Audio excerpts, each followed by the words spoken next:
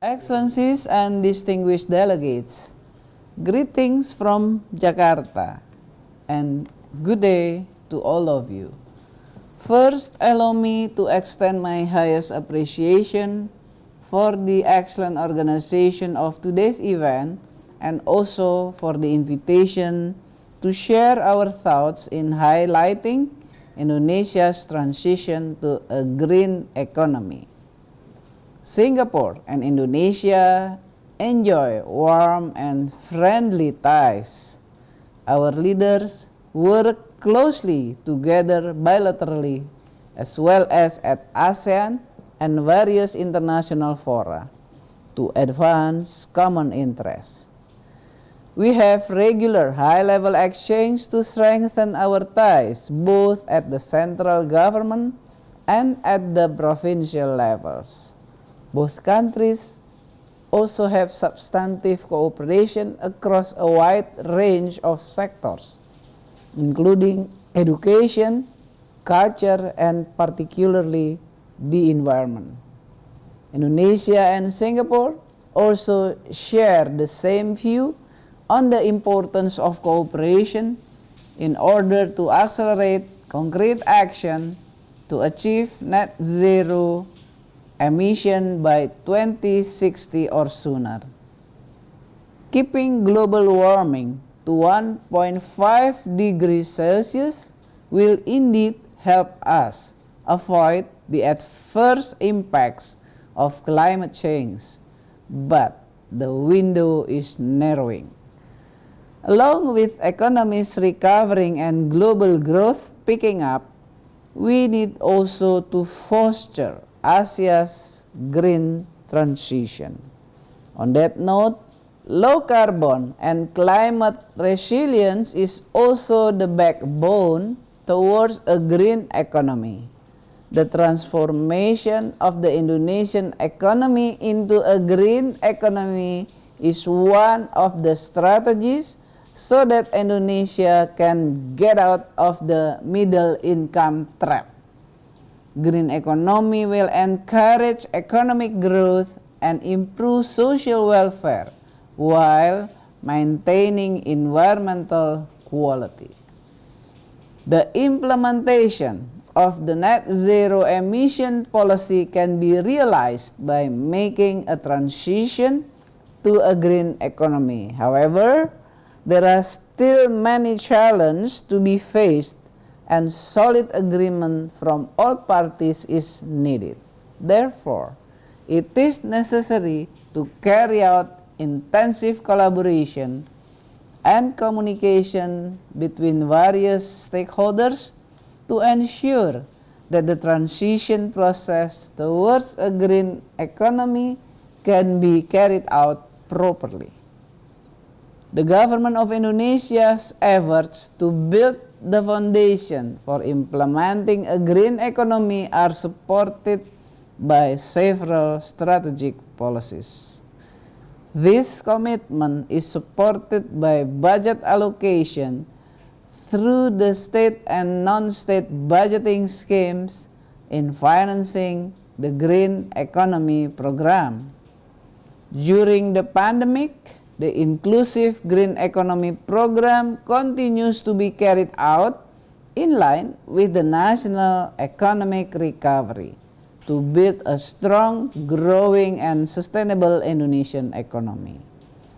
Excellencies and distinguished delegates, on the systemic shift towards a just climate neutral, nationally, Indonesia has made a strong commitment to restore degraded land by launching forestry and other land use financing 2030, which consists of strategies and approaches whereby by 2030 the absorption rate of the value sector in Indonesia will be equal to or even higher than the emission level.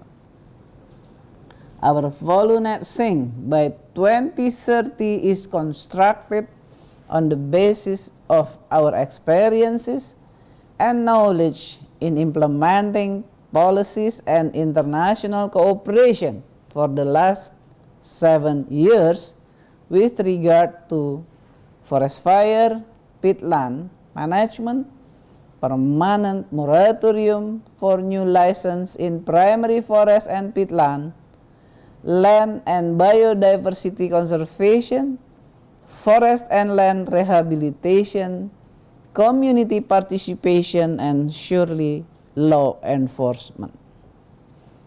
After 2030, Indonesia's pollution sector is targeted to be able to absorb greenhouse gases along with greenhouse gases emission reduction from energy transition, or we call it decarbonization, as well as exploration activities in other sectors, including in the agricultural, transportation, and heavy industry sectors to achieve net zero emissions by 2060 or sooner.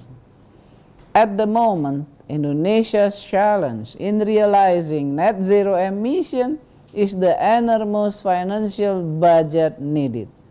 As response to that, Indonesia currently identifies potential financial sources to implement this policy by creating innovative financial instruments such as green sukuk and green bonds and development of carbon pricing. We, however, are of the view that private sector's investment, both domestic and foreign, also still required to support this shifting. Excellencies and distinguished delegates, to strengthen actions to achieve the Sustainable Development Goals, national action by itself is not enough.